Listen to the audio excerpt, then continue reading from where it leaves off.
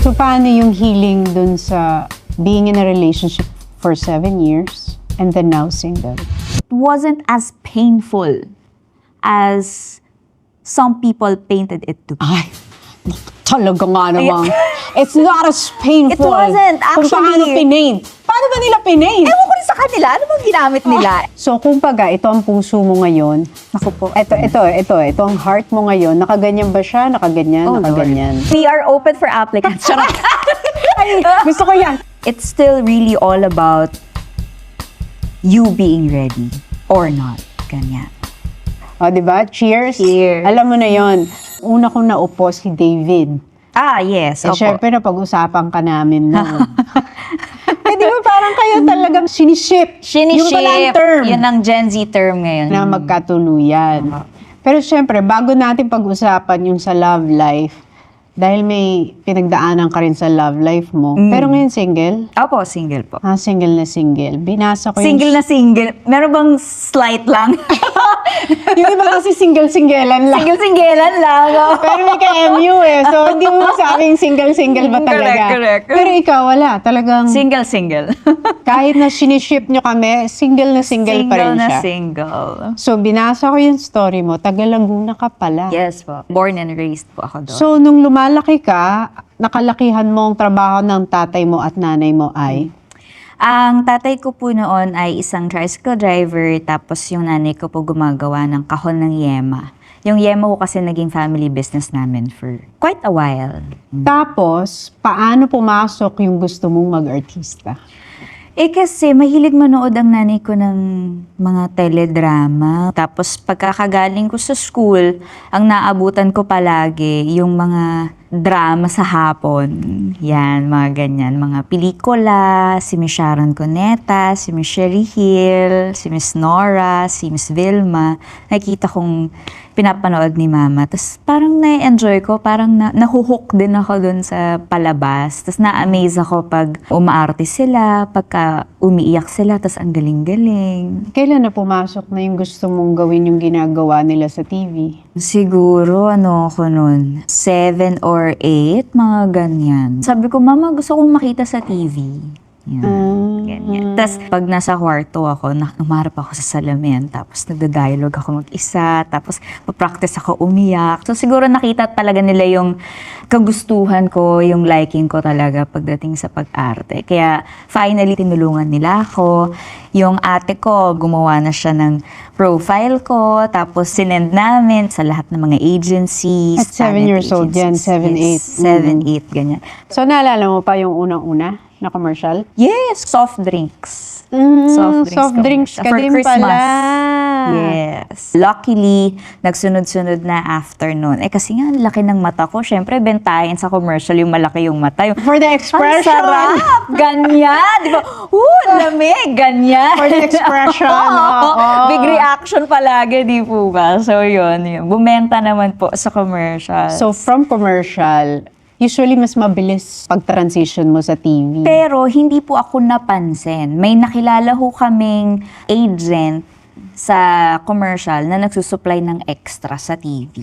So lumapit kami doon, tapos mga audition, naging young Roxanne Marcelo? Sa so Shake, ABS. Rattle and Roll, yes. Oh. Shake, Rattle and Roll, ganyan. Tapos, nag-extra ako sa Darna ni Miss Marian, sa Lupin ni Sir Richard Gutierrez, ganyan. Pero mga bagets ka pa noon. Bagets talaga, 11, ganyan. 11 Eh di pag pumunta ka sa set, ano yung feeling nung time na yun? Saya kasi maraming mga bata, pero hindi siya school. Ang trato nila sa'yo, seryoso, hindi bata. Nagtatrabaho ka eh. Na hindi ko lang na-realize at the time, pero nagustuhan ko yung trato sa akin na sineseryoso ako kahit bata ako. Kaya parang nagustuhan ko yung disiplina. So kahit ako, ginalingan ko para i-prove sa kanila na I deserve to be here. Pagkatapos ng mga 3 pag-extra-extra sa pelikula at sa TV, nakachamba ako ng audition for Stairway to Heaven. Yun na yun. As young Miss Rian Ramos. Tapos Yun. dun ako, the rest is history. Ganun. Pero di ba yung journey, hindi ganun kabilis eh. Ay, hindi. Yung kahit makapasok ka na sa showbiz, hindi mo pa rin fully ma-feel na part ka. Yes. Pag nagsisimula ka, di ba? Yes. Na-feel mo yun. Opo. Siyempre, na-experience ko po yung may racket, kunwari, sa probinsya, ganyan. Ladies and gentlemen, please welcome, i-introduce, Barbie Fortaleza! Ganyan! Naging salon. Oo, naging salon nga siya. Naging Or salon. La Forteza, basta yung mga ganyan. Iba-iba yung sinasabi. Oo, yes. Ako naman na experience ko noon, ladies and gentlemen, Mr. Tony Gag. Mr. Kasi Tony Kasi eh. nga po. Di ba, pag bago ka, tapos di mo na makorek. Tiyos. Sige na nga. Yun yung struggle na nagsisimula ka, yung ini-introduce mo yung identity. sarili mo. Yes, oh. Handling controversies. Naging challenge ba yun sa'yo? Ngayon na lang masyadong nagkaroon ng pakialam sa akin yung mga tao. Dati Ngayon yung social nagkaka-issue. media kasi hindi rin masyado pang maingay ang social media before nung bata ako. Siguro feeling ka dahil nag-vlog ka na rin. Yan. Siguro din. So siguro, So parang ino-open mo yung life mo sa yes, kanila. feeling nila mas abot kasi nga very personal din ho yung vlog ko eh. Hindi siya parang dati nung sinimulan ko. Pinakita ko na talaga kung sino si Barbie off-cam. Pinpublic mo ba yung love life mo, yung past? Yes. Very Yes. public yun. Very. Parang hindi naman namin sobrang sugarcoat lahat. Ako rin, gusto ko rin kasi maging transparent sa mga tao as to how they see me as much as possible.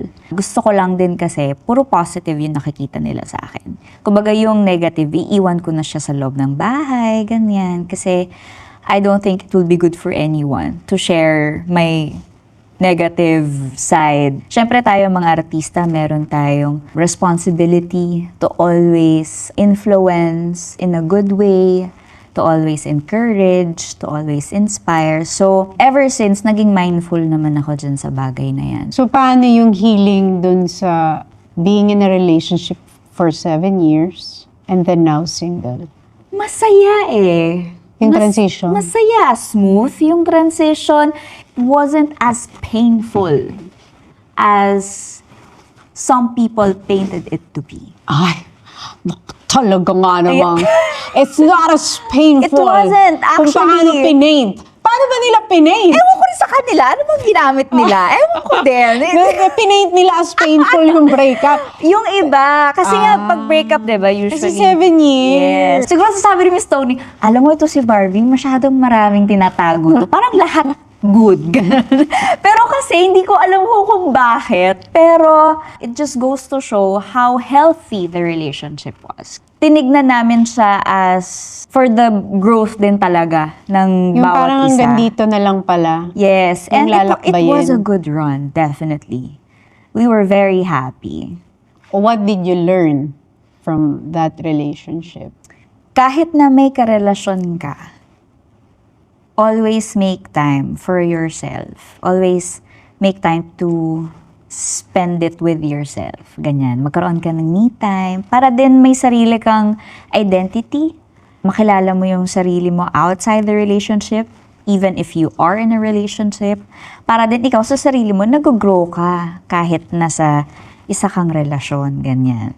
So, ganun ang ginagawa mo ngayon? Yes. Loving myself. Nandun ang kami sa hilig- era. Yes, talagang self-love era talaga. Yung, mahilig kasi ako po sa kape, tsaka sa mga pastries, mahilig akong kumain. So, yung mga nakikita ko mga restaurants, cafes sa TikTok, pinupuntahan ko. Tapos Dinedate mo yung sarili mo? yes, tapos nagpabasa akong libro doon, talagang picture-picture, ganyan. Eh, paano yan? Di ba usually kapag broken-hearted ang isang babae, nagiging magnet siya ng mga manliligaw.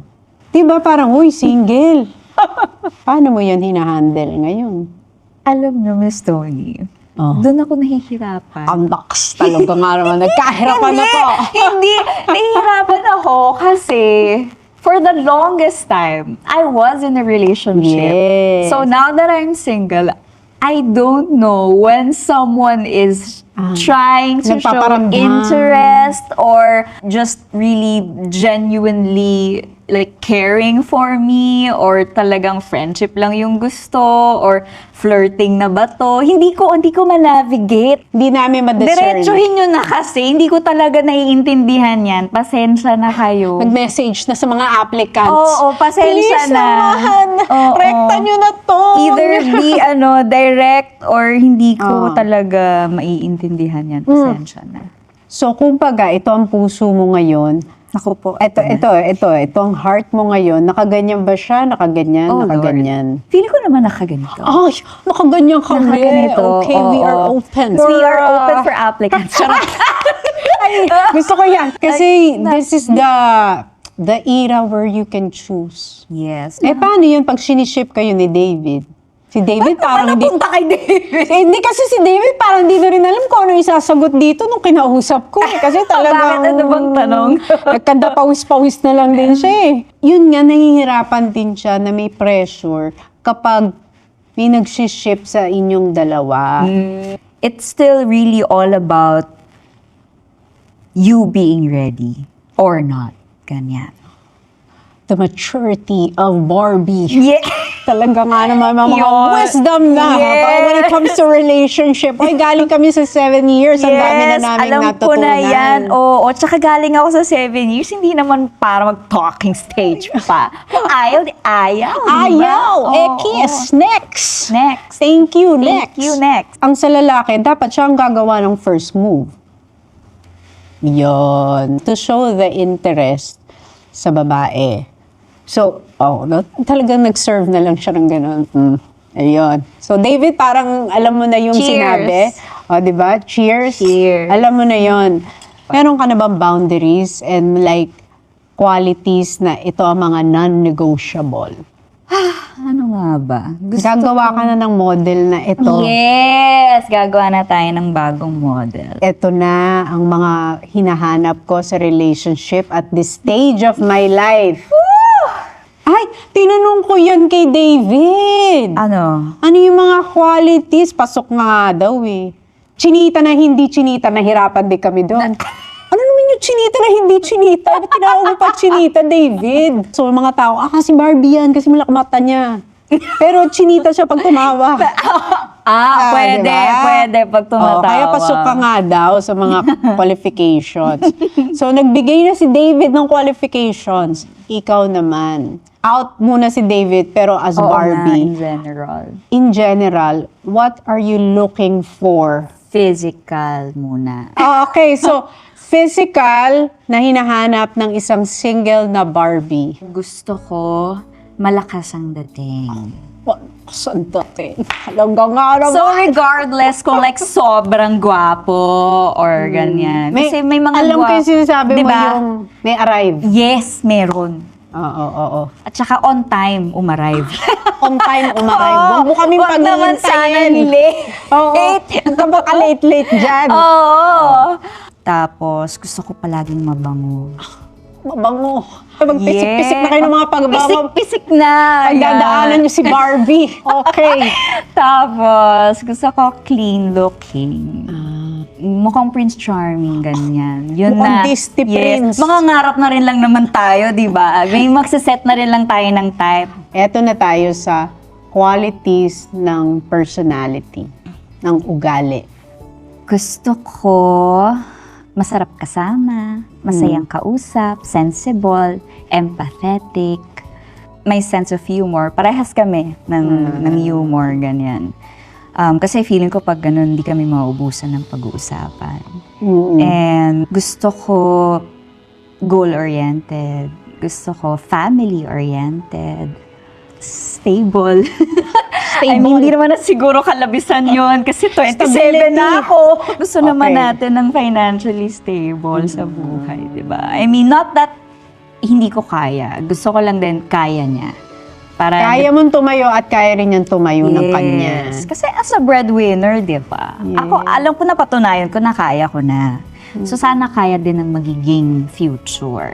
Kasi, syempre, pag nagka-family, ganyan, you want to share the responsibilities, ganyan. Yon. Tapos, siguro bonus yung kasi nga gusto ko malakas yung dating, yung magaling sumayaw. Yung mga pa ganyan. Naaral na silang sumayaw ngayon. Okay, Diba? magaling sumayaw. Baka sino ba yung mga magagaling sumayaw dyan? Kikilatisin na nila Pero dyan. bonus yun. Bonus pala yun. Bonus Sorry. lang. Kahit di ka magaling, Oo, pasok kung ka pa anak rin. lang talaga ako ni Lord, ganyan, Oo. at ibibigay sa akin, why not naman? Pero di ba sometimes, alam mo, totoo yun. Kung ano yung sinasabi mo out loud. Minamanifest. Para daw yung pumasok ka sa restaurant. If you order the Caesar salad, syempre, ibibigay sa'yo ng waiter ay Caesar salad. Correct. Kung anong in-order mo, yun ang ibibigay sa'yo. Yun, parang nalilate yung order, no? Tagal lutuin! Tagal! Tagal! Anong pinaka-memorable sa'yo na project? Yung akin pong pelikula with Miss Nora Honor. Ano yung feeling nakatrabaho mo yung superstar? Ibang makatrabaho ang isang superstar kasi talagang 360 yung ikot ng expectations. Napakananay niya sa akin, napakalambing, napakaalaga. Tapos kilala niya lahat ng crew, ng staff namin. Kitang-kita mo talaga how grounded, how humble she is talaga. Considering na siya ay ating national artist at superstar din talaga. Isa ho siya sa mga una kong napanood. Naalala niyo nung bata ako, sabi ko sa inyo. Tapos ngayon, kasama ko na siya. Pinagluluto niya na ako ng Bicol Express. My gosh! Dream come true talaga.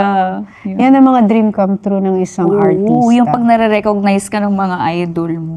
Very good ka, ganyan, magaling ka. Na lagi akong nare-remind kung bakit andito pa rin ako, kung bakit ginagawa ko pa rin yung ginagawa ko. Ang pinaka-love mo sa trabaho mo ay? Ang pinaka-paborito kong part ng trabaho ko is when the director says, 5, 4, 3, 2. Yun na yun. Kasi parang that's when I get to do what I really came to do. May mga dreams ka pa? Or dream role? Or Dream role, gusto kong maging serial killer. Yan. Mahilig ako sa mga Nahilig ka rin sa mga ganun? Ako din. mga crime, mga criminal psychology, forensic psychology, ganyan. Isa rin yan sa mga pangarap ko. Pero suntok sa buwan na lang yun, maging forensic psychologist. Uy, kasi psychology student ka. Yes. So, alam mo yung vulnerability and going inside your emotions, parang mas pabor sa'yo dito Yes. sa trabaho mo. Yes. Kasi mas malalim ang aking understanding towards my character and also yung mga tao na nakapaligid dun sa character na yun. Kaya mas nagdideepen at lumalalim din yung understanding ko sa bawat eksena. So, I don't treat every scene na eksena lang. I think of it as a whole picture. Na kailangan gawin to para mabuo natin yung puzzle. Kaya minsan di po ba may mga parang redundant na eksena. Dati hindi ko siya naiintindihan. Parang sabi ko, may nakuna na tayong ganito. Ganto yung dialogue ko. Nasaan si mama? Bakit ngayon eto na naman? Kailangan mo siya buuin para mabuo yung puzzle. Parang yung Maria Clara at Ibarra. Yes. Tinahi ko ho talaga yung dalawang nobela doon. Kaya nga, paano yung proseso nun? Kasi isa yun sa mga critically acclaimed na nagawa mo, di ba? Yes. Para sa akin, yun ho ang pinaka-personal. Kasi yan yung time na kasabay niyan yung pagpapatayo ko ng bahay.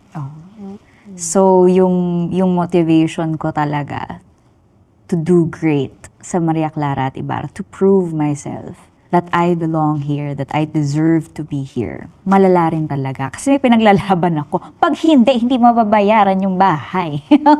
So, kaakibat din yun yung personal So, bawat life ko. sementong ililagay dyan. Yes, luha ko yan. Pinaghirapan ganyan. yan sa taping. Yes. So, yun, very personal. Mas malalim ang siya. motivation.